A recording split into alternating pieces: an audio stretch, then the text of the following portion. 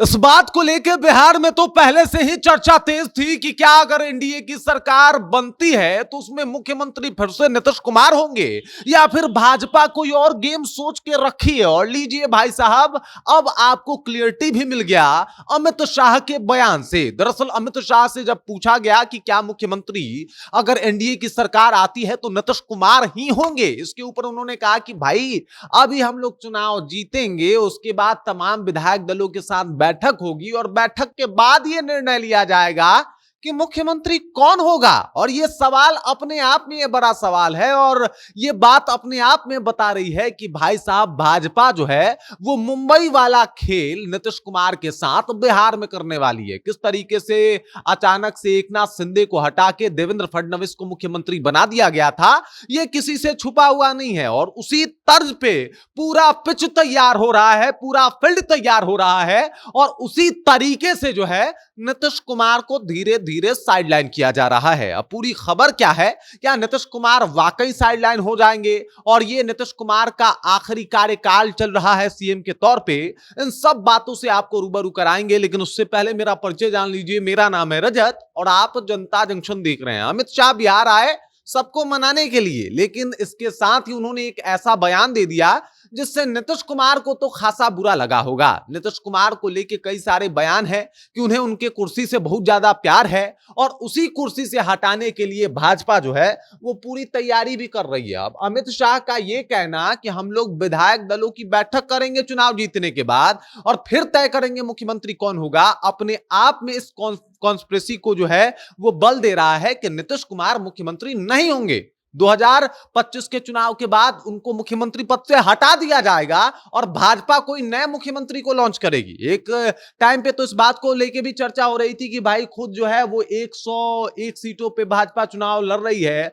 और चिराग पासवान को 29 सीटें दे रही है। इसके पीछे का कारण क्या है, लॉजिक क्या है कि भाई जो हम लोग को बहुमत चाहिए वो 122 सीटों पे मिल जाता है। अगर हम दोनों मिलकर बेहतर कर जाएंगे तो फिर क्या ही पूछना, 2-4-10 विधायक जो है वो कम पड़ेंगे तो अमित शाह अपना जो ऑपरेशन लोटस चलाते हैं वो चला के 2-4 विधायकों को अपने पक्ष में कर लेंगे, उसमें भी कोई बड़ी बात नहीं थी। तो इस तरीके से हमारा सरकार बन जाएगा और नीतीश कुमार अगर नहीं माने तो उनको भी साइडलाइन कर देंगे, कोई बड़ी बात नहीं होगी। और ये सब सोच के पूरा प्लान किया गया और देख लीजिए अब किस तरीके से जो है वो अमित शाह का बयान आ गया कि भाई सीएम पर हम सोचेंगे। ये इससे पहले भी अमित शाह का स्टैंड और बयान था और इस बार भी अमित शाह का यही स्टैंड और बयान है कि भाई साहब सीएम के ऊपर विचार किया जाएगा कि कौन बनेगा मुख्यमंत्री। और इस वजह से जो है कहीं ना कहीं नीतीश कुमार के कुर्सी के ऊपर खतरा मंडराता हुआ दिखाई दे रहा है। मतलब अगर महागठबंधन चुनाव जीत जाता है तो वैसे ही आपसे कुर्सी छिन जाएगी, लेकिन अगर महागठबंधन नहीं जीतता और एनडीए जीत जाता है तो भाजपा वाले आराम से आपसे कुर्सी छीन लेंगे। वो कहा जाता है ना कि ऐसे खड़े हुए लोगों को प्रणाम करने के लिए पीछे मुड़ के देखा तो कुर्सी गायब थी।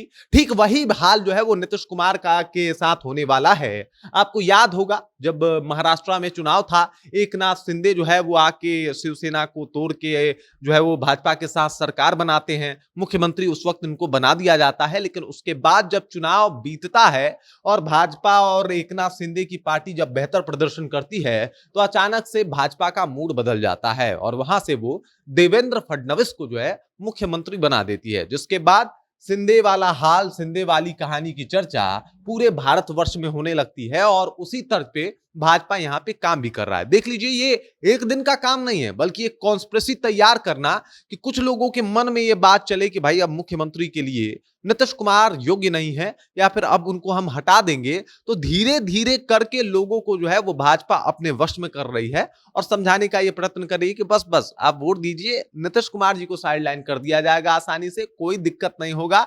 वरना इस बात के ऊपर मुहर लगा देना कि मुख्यमंत्री कौन होगा, ये कौन सी बड़ी बात थी। लेकिन भाजपा ने ऐसा नहीं किया। भाजपा पहले तो नीतीश के बराबर सीट लेता है, उसके बाद भाजपा नीतीश कुमार को मुख्यमंत्री मानने से इनकार कर देता है, कहता है चुनाव बाद तय किया जाएगा।